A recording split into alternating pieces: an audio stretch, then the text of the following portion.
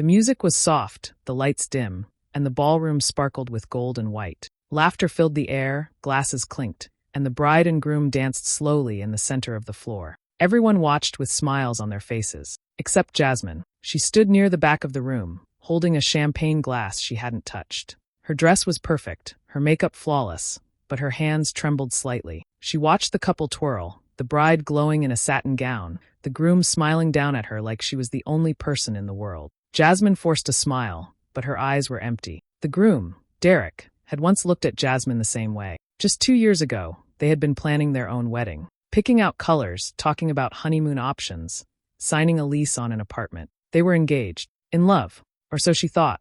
Now he was dancing with her best friend. Jasmine's heart beat loudly in her chest. People moved around her, congratulating Maya and Derek, tossing compliments, laughing over old memories. No one noticed Jasmine standing alone. No one asked how she was doing. She had almost stayed home. She had deleted the invitation 3 times before deciding to come. Not out of love, not to support them, but for closure. She walked up to the gift table slowly. Her heels clicked against the polished floor. She placed a small box on the table, white wrapping paper, a silver ribbon tied tight. Simple, elegant, cold. Inside that box wasn't a gift in the usual sense.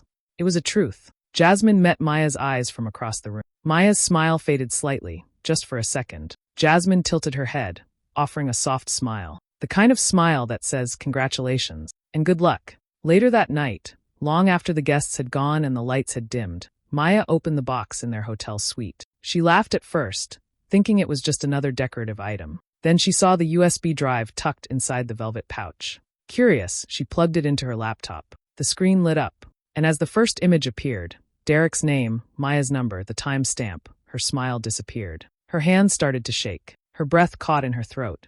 The wedding gift was the beginning of the end. Jasmine Carter grew up in a quiet neighborhood in Dallas. She was the only child of 2 hardworking parents who believed in church, school, and discipline. Jasmine was the smart one, the quiet one. From the time she was little, she was the kind of girl people trusted with secrets.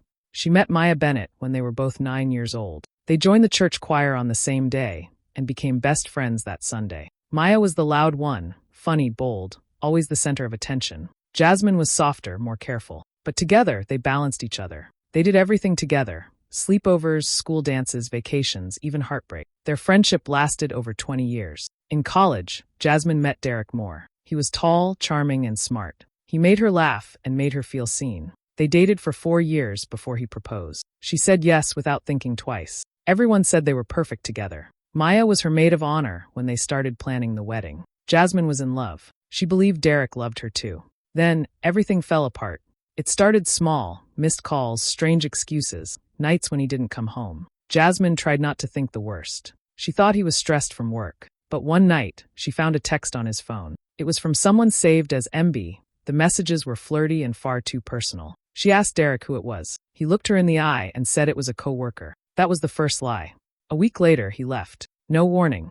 No long conversation. He just said, "I can't do this," and walked out of their shared apartment. Jasmine broke down. She cried for weeks. Maya was there every night with food, hugs, and sweet words. She told Jasmine that she deserved better. But 3 months later, Jasmine saw something that changed everything. She got an email about a couple's retreat that Derek had accidentally sent to her old email address. The reservation was for Derek and Maya, her best friend, her comforter, her secret rival. That was the moment Jasmine truly broke. She didn't confront them. She didn't scream. She simply deleted the email and slowly pulled away. She packed up her things, left Dallas, and moved to Houston. No one heard from her for months. She needed space. She needed to heal, to start over. In Houston, she began to rebuild. She started her own interior design business. She worked hard, found new friends, stayed busy. On the outside, she looked like she had moved on. But inside, the wound was still fresh. Trust was broken. Not just by Derek, but by Maya, the one person who should have protected her. Then, 6 months ago, an envelope arrived. It was a wedding invitation. Maya and Derek were getting married. Jasmine almost threw it away. But something inside her paused. It wasn't jealousy. It wasn't even sadness anymore. It was something deeper, something that wanted peace, but also truth. She didn't RSVP right away. She waited. She watched their social media. She saw their smiling faces, their matching outfits, the love wins caption. And she made a decision. She went through her old phone and found the screenshots. The messages between Maya and Derek. The timestamps that proved the affair started before the breakup. She recorded a short voiceover. Calm, clear, honest. Just the facts. She saved it all to a flash drive. She wrapped it in a silver ribbon and placed it in a small box. A wedding gift. When the day came, she traveled back to Dallas. She walked into that wedding with her head high. She didn't come to argue. She didn't come to cry. She came to give closure. Not just for herself, but for the lie they were building their future on. It happened on a quiet Thursday night, 2 years before the wedding. Jasmine had just finished a long day at work. She came home to find Derek already in bed, pretending to be asleep. His phone was on the nightstand, screen glowing with a new message. Normally, she never checked his phone. She trusted him, but something felt off that night. She picked it up and saw the message. It was from MB. Miss you already. Can't stop thinking about last night. Jasmine's heart dropped. She scrolled up. There were dozens of messages, some flirty, some more serious. One said, "We have to be careful. She's starting to notice." Another said, "Let's just leave the lies and be together." Her hands were shaking. She stared at the screen for minutes, not even blinking. She woke Derek up and asked calmly, "Who is MB?" He sat up, rubbed his eyes, and looked at her like she was crazy. "Just a coworker. Why are you going through my phone?" She didn't raise her voice. "Are you sleeping with her?" He paused. That pause was long enough to tell the truth. But he lied again. "No. Jasmine, you're overthinking." She said nothing else that night. She turned over in bed and stared at the wall. A week later, he left. He packed a single suitcase, said he wasn't ready for marriage, and walked out. Just like that. No closure. No answers. Just silence. Jasmine was heartbroken. She fell into depression. She stopped eating, missed work, cried alone at night. Maya showed up every day with takeout and blankets. She held Jasmine while she cried and promised her that everything would be okay. Jasmine believed her. Until she got that email. 3 months after the breakup, Jasmine got a strange notification in her inbox. It was for a reservation at a romantic couples retreat in Austin. The names listed were Derek Moore and Maya Bennett. She thought it was a mistake. She read it 3 times. Her chest tightened. Her vision blurred. She wanted to scream, to drive to Maya's house, to throw something. But she didn't. Instead, she closed the laptop and stared at the wall. Everything made sense now. The late-night calls Maya used to take in the bathroom. The way she avoided saying Derek's name. The look on her face when Jasmine cried. It had started while she and Derek were still together. That betrayal cut deeper than anything else. Maya had been more than a friend. She was a sister. And she had lied every single day. Jasmine stopped answering her calls. She stopped texting back. She blocked both of them and disappeared. That could have been the end. But then the wedding invitation arrived. It wasn't just a white envelope. It was a match thrown on a fire that never fully went out. Jasmine thought about ignoring it, but something inside her whispered they deserved to feel it. Just once. She went through her old phone and dug out every screenshot. She pieced together the timeline. She recorded a quiet voiceover that said, "While I was sleeping next to him, you were texting him goodnight. While I was planning our wedding, you were planning your first weekend away together." She saved the video on a flash drive. Then she wrapped it in soft tissue paper, placed it inside a silver gift box, and tied it with a white ribbon. She didn't want revenge. She wanted the truth to speak for itself. She wrote a simple card. "Congratulations on your love. Thought you should have this. Jay." Then she booked a ticket back to Dallas. It was time to return, not as the broken girl they left behind, but as the woman who remembered everything. The wedding day felt like something out of a dream. The sun was shining, the church was packed, and Maya walked down the aisle with a wide smile. Her white dress shimmered. Derek stood at the altar, looking proud, confident, untouched. Everyone clapped. Some people cried. Cameras flashed. It was the perfect wedding. Except for Jasmine. She sat in the 3rd row, quiet and still, her eyes following every move. Her heart wasn't broken anymore. It was tired. But under her calm face, something heavy was building. When Maya reached the altar and stood across from Derek, their hands touched. Jasmine noticed it right away. Maya's hand trembled just a little. Maybe it was nerves. Or maybe guilt. Jasmine didn't clap. She didn't cry. She just sat there, watching the 2 people who had once meant everything to her, now standing together as if they hadn't destroyed her life. After the ceremony, during the reception, Jasmine walked in slowly. The ballroom was bright, full of flowers and laughter. Everyone greeted her like nothing had happened. "Jasmine, long time. Girl, you look amazing." She smiled politely, hugged old faces, and nodded at compliments. But she kept her eyes on Maya and Derek, who danced closely in the middle of the room. They looked happy, but Jasmine saw the cracks. Every time Derek looked away, Maya looked anxious. Every time Jasmine walked by, Derek's eyes dropped to the floor. The moment Jasmine placed the gift on the table, she felt a strange calm. Her work was done. There was nothing else to say. But the real storm was just beginning. Later that night, long after the music died down and the guests were gone, Maya opened the gift in the honeymoon suite. She laughed at first, thinking it was a cute photo frame. Then she found the flash drive taped inside the box. There was no note except for Jasmine's short message. Thought you should have this. Derek was in the bathroom brushing his teeth when Maya plugged it into her laptop. At first, it looked like a normal slideshow. Then the first screenshot popped up, Derek's name, her phone number, the message, "Miss you already." Then came more messages with timestamps, dates that clearly showed Derek and Maya had started talking, intimately, long before he broke up with Jasmine. Then came the voiceover, Jasmine's calm, quiet voice. "While I was crying on your shoulder, you were texting him from the bathroom. While I was picking out flowers for my wedding, you were lying to me every day." Maya's face went pale. Her fingers hovered over the keyboard. She couldn't look away.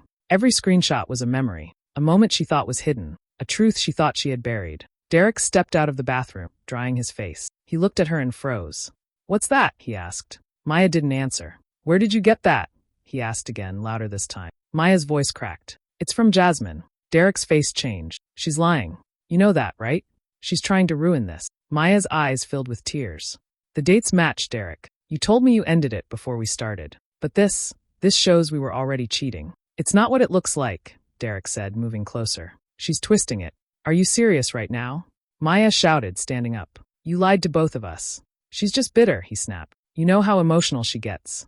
Maya slapped him across the face. The sound echoed in the room. "You used me," she whispered. "You said you loved me, but you couldn't even be honest about her." They fought for hours. Accusations flew.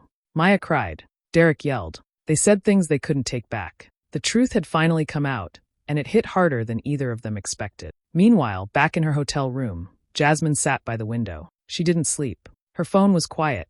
She didn't need to see the fallout. She knew what would happen. But something she didn't expect did happen. The next morning, a wedding guest who had borrowed Maya's laptop for photos found the video on the desktop. He thought it was part of the wedding montage and uploaded it to TikTok, thinking it was sweet. Within hours, it went viral. People all over the internet watched the story of Jasmine, Maya, and Derek unfold. The calm voiceover, the cold screenshots, the betrayal. It felt like a movie. Comments flooded in. "She's so strong.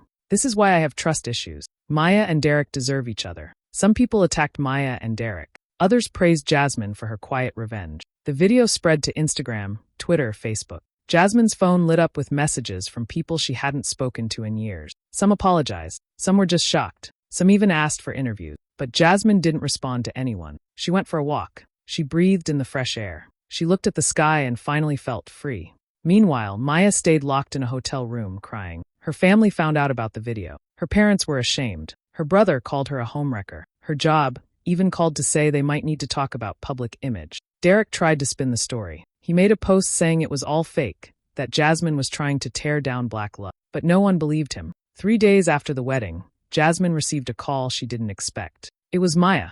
Jasmine stared at her phone for a long moment, thumb hovering over the red button. But something inside her said, "Answer it." She swiped up and held the phone to her ear. There was silence on the other end. Then Maya spoke, her voice low and cracked. "Can we talk, please?"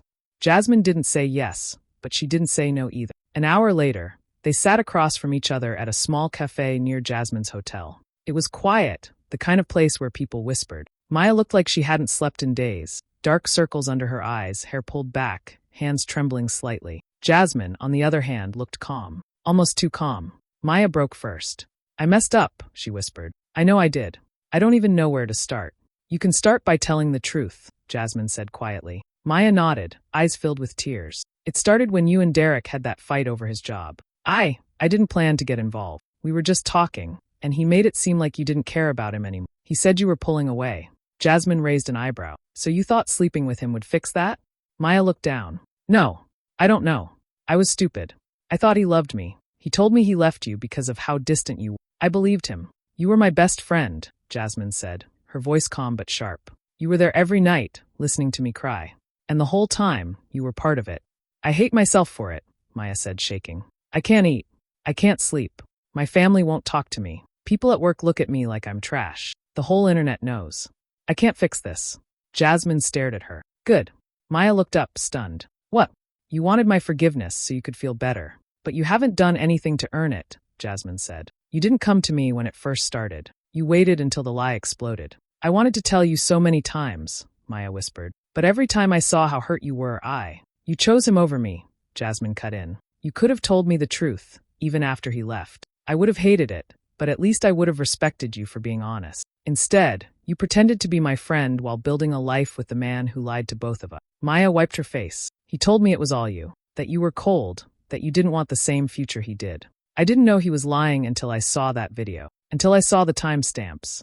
Jasmine, I swear, I didn't know it had started that early. Jasmine leaned forward, eyes locked on hers. But you never asked. You just believed him because it was easier. Because it let you keep him without guilt. They sat in silence. Then Jasmine said, "You know what the worst part was?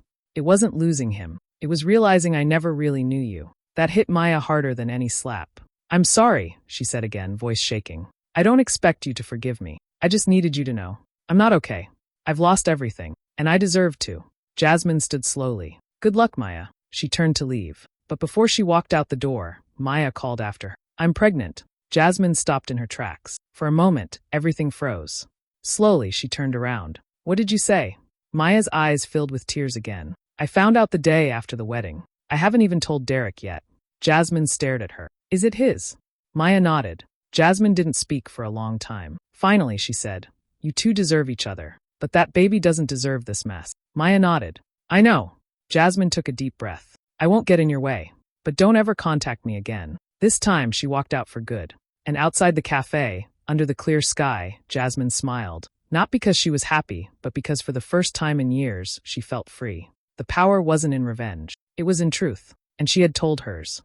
A few weeks after that meeting, Jasmine moved back to Austin. But this time, it wasn't to run from her past, it was to start fresh. She found a small apartment with lots of sunlight and quiet morning. She started therapy, not just to deal with the heartbreak, but to understand herself better. For the first time in a long time, she put herself first. She stopped checking social media. She didn't care what people were saying anymore. She had lived through it. She didn't need to explain herself. Instead, she focused on things that brought her peace. She joined a weekend painting class. She started running again. She even reconnected with her older sister, whom she hadn't talked to in over a year. Slowly, her world began to feel whole again, not perfect but real. She still thought about Maya and Derek sometime. The pain hadn't vanished completely, but it wasn't sharp anymore. It was soft like an old scar. Something that reminded her of what she survived. One afternoon, she got an email from a podcast producer. They'd seen the viral video and wanted to feature her on an episode about truth and emotional survival.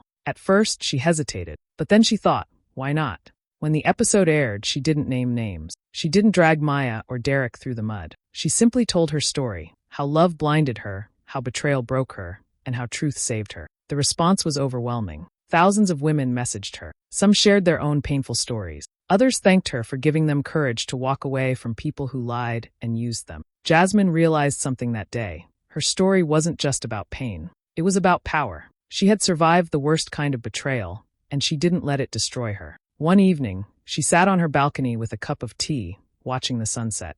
The sky was soft orange, the air calm. Her phone buzzed. It was a message from an unknown number. She opened it slowly. It was from Derek. "I heard the podcast. I know I can't undo anything, but I just wanted to say, I'm sorry. I wasn't the man I should have been. You deserved better." Jasmine stared at the message for a moment. Then she deleted it without replying. That chapter was closed. A few months later, Jasmine launched her own online platform, a space for women healing from heartbreak, betrayal, and emotional abuse. She called it Soft Strength. It grew fast. What started as a blog turned into a safe space, a growing community, a movement. She didn't need revenge. She didn't need apologies. She had peace. And for the first time in her life, she was enough, without anyone else's approval, love, or love. The woman she had become wasn't the same one who cried herself to sleep after Derek walked out. This version of Jasmine was wiser, stronger, and full of grace. She had walked through fire, and she had come out shining.